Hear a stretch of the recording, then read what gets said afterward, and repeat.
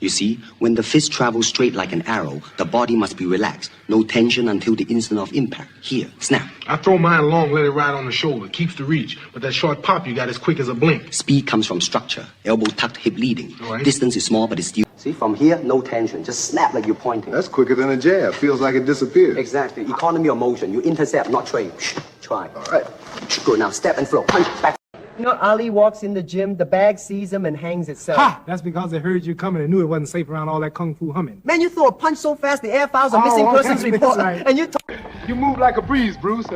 But the wind can't outrun a heavyweight. Maybe not, but a breeze can sneak through all that reach, champ. Try it, little dragon. I'll swat you like a mosquito. Mosquito? This mosquito stings. Ha! Keep that guard up, champ.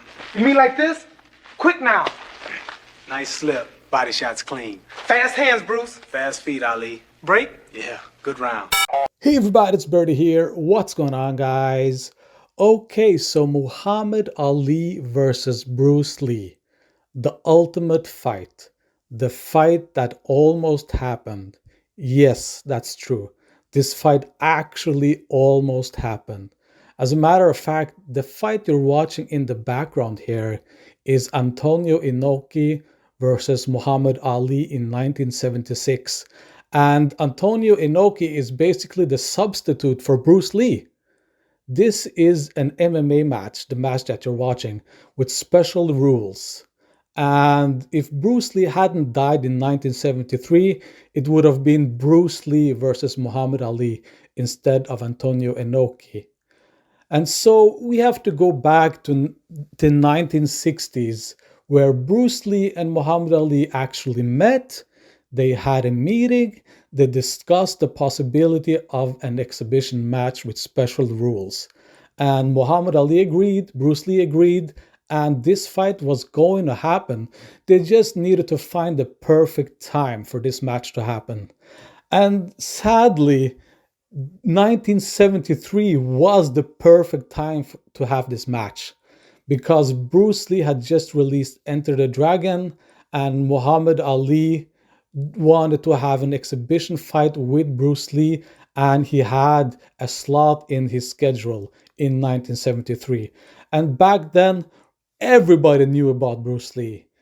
After Enter the Dragon, everybody knew about Bruce Lee, everybody wanted to be Bruce Lee, and that would have been the perfect storm, the perfect time to have that match. Maybe 1974 or 1975, but the point is the match would have happened if Bruce Lee hadn't died in 1973. So unfortunately, we never got to see a fight between Bruce Lee and Muhammad Ali. So the question remains, who would have won? Well, we've already established on this channel that Bruce Lee would punch like a heavyweight. He hit extremely hard. He could hit as hard as a heavyweight. Yes, Bruce Lee punched like a heavyweight, and he had the speed of a lightweight. And we all know that Muhammad Ali, perhaps the greatest boxer of all time, some argue that he was the greatest boxer of all time. If you ask me personally, yeah, I agree. Muhammad Ali is the greatest boxer of all time. And that leaves the question, who would have won, Muhammad Ali or Bruce Lee? Well, if you ask me personally, I would say that Bruce Lee would have won that match. I don't think Muhammad Ali has that toolbox to defeat someone like Bruce Lee. Bruce Lee knew it all. He had grappling, he had kicking, he had heavyweight punching, he had all of this kind of Jeet Kune Do, Kung Fu mishmash up of martial arts. He knew so much, he had so many styles that I think Muhammad Ali simply would have been overwhelmed by all of the avenues that Bruce Lee could use to beat him, and he would have won that match. What does it take for a real knockout puncher to get the job done? Well, there's a certain kind of knockout puncher. There's something, being a big man really doesn't matter. It has no significance in knocking out someone. The main point is the quickness and what you throw the punch. Now, with that being said, if this was just a boxing match, Muhammad Ali would have won that, because that's Muhammad Ali's turf, you know, that's his sphere. He knows boxing, he's the greatest in boxing, and I think Bruce Lee would have had trouble beating him in a pure boxing match. But in an MMA match like this one with Antonio Inoki and Muhammad Ali, definitely Bruce Lee would have won that. Simply overwhelming Muhammad Ali with all of his tools.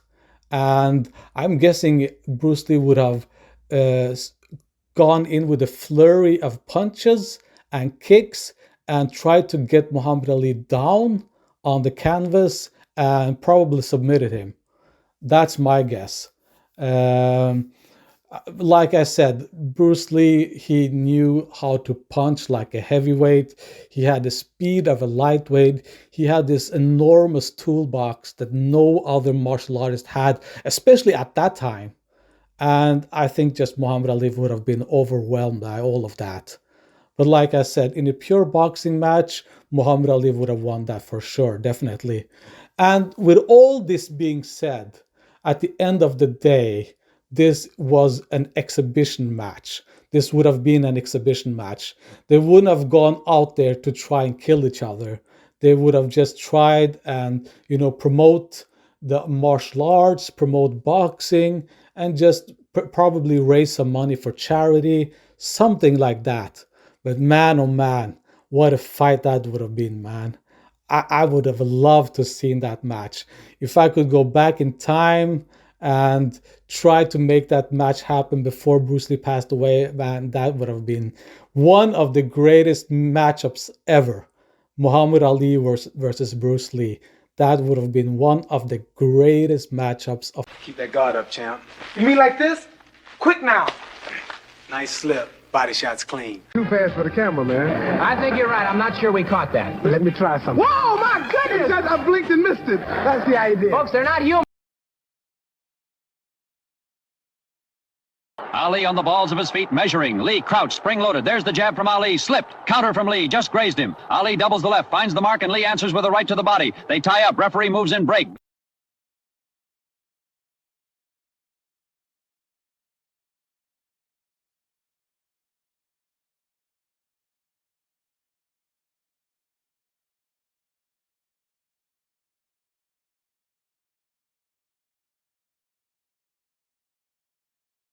All movie heroes suffered challenges from exhibitionists and not asking you to fight, challenging you to fight. It's already begun to happen, hasn't it? Yes, it has.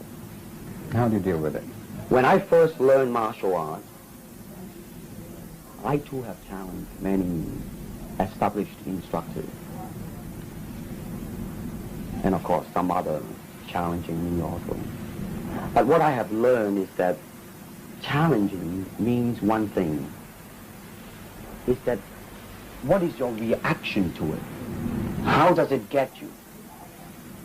Now, if you are secure within yourself, you treat it very, very, very lightly, because you ask yourself, am I really afraid of that man? Or is that man, do I have any doubt within me that he's going to get me?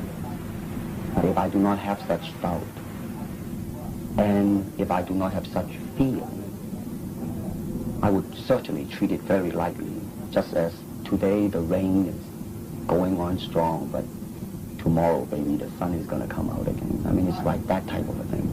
Of course, they can't lose by challenging you. Even if they lose, they get the publicity of being a guy who actually fought. Well, let's face it. I mean, in Hong Kong, can you have a fight? I mean, a no-hold-bar fight.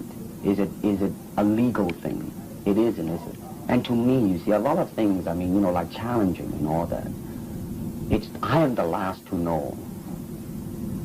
I am always the last to know, man. I mean, I always find out from newspapers, from reporters, before I personally realize what the hell is happening. How much of your screen personality is really you? I mean, you teach martial arts, so you're obviously very good at it. But of course, teachers are not always the best exponents or practitioners. Right. Are you able to take care of yourself, would you say? I will answer this, first of all, with a joke, if you don't mind. Oftentimes people come up and say, hey, Bruce, are you really that good? I said, well, if I tell you I'm good, probably you will say I'm boasting. But if I tell you I'm no good, you know I'm lying. fact, to be truthful with you. Let's just put it this way. I have no fear of opponent in front of me, but I am very self-sufficient, that they do not bother me. And that should I fight, should I do anything, I have made up my mind, and that's it, baby. You better kill me before. Bruce, in The Big Boss, you play a man who's very slow to anger. Yes. He's shy, diffident. You even stay out of fights in the early scenes because of a promise you made to your mother. Yes. Is that a little bit like you, or is this just a screen personality? This is definitely a screen personality, because as a person, one thing that I have definitely learned, and my life, it seems like it's a life of self-examination and self-peeling of myself bit by bit, day by day, is that I do have a bad temper, a violent temper, in fact. So that is definitely, some people that I am portraying, not Bruce Lee as he is. Savage, relentless attack, whereas those son of a bitch are cowardice, turning their heads, swinging their punch, and after the second round, they're out of breath. I mean, they're really pathetic looking. I mean, very, very amateurish. I mean, even a boxer, because a boxer, when they concentrate on two hands, disregard how amateurish they are, they do their thing. That's right. There ain't no war. They're really. But whereas those guys go out there, they haven't decided what the hell they're going to use. Yeah. I mean, before they contact each other, they do all their fancy stands and all the fancy movements. But the minute they contact, they just don't know what the hell to do. Yeah. I mean, that's it. They missed and they fell on their asses and they tugged and hold and wrestle and I mean, the whole Hong Kong, they call it 細蚊仔打交. That's the interpretation, even in Hong Kong. Yeah. Can you imagine that? I mean, even those guys see it that way. I mean, what do you think of the appreciation of people here? Yeah, right. Well, period. That's right. The level is still so... So what I'm hoping to do in film is to be just that, man, to raise the level. And, it's a real mission there, really. Yeah, it really. I mean, actually, not only raise the level, actually upgrade. That's right. Gain respect from the Western world. That's what I hope to do, man. Because like here, I mean, the reason I'm coming back is Warner Brothers wants me to do a television series, but I don't think I'll do it now. Yeah. I'm going to concentrate, in Hong Kong and do it. Yeah. Yeah, start from there. Actually, there's... And actually, you might be able to expand it to here. That's like right. the Italian picture, A Fistful of Dollars and things like that, if the quality can be uplifted. Yeah. And that's what Well, that's actually... more and more, Dan, I mean, it's becoming more and more simple to me as a human being. And more I search myself, and more, I mean... I think I mean, the questions are more and more lifted, and more I see clearly, It's really the simplicity. It is, it really is, man. I mean, what it is that what man has to get over is the consciousness. Yeah. The consciousness of himself. And I always remember you say you have to sharpen your tools, Basic tools. You got tools working properly, well, then you can use them. Yeah. You see, I mean, here it is. If you can move with your tools from any angle, then you can adapt to whatever the object is in front of you. That's right. And the clumsier, the more limited the object, the easier for you to pot shot it. That's what it amounts to. That's right. I think sometimes... and more, I mean, really, what it is that it utilizes the body to come to some sort of a realization. Disregard whatever your pursuit happens to be. In my case, is the pursuit of becoming moment to moment, whatever that thing is, and constantly questioning myself. What is this, Bruce? Is it true or is it not true? Do you really mean it or not mean it? Yeah. Once when I found that out, that's it. I mean, like my coming back to refuse the television series is one of the major decisions. That's right. you actually reach to a point, you become very, actually quite philosophical. You see the ultimate goal. Well, let me say this. I mean, I haven't as yet been able to control my anger, which I have violent anger. This comes by season, by age. Well, not only that,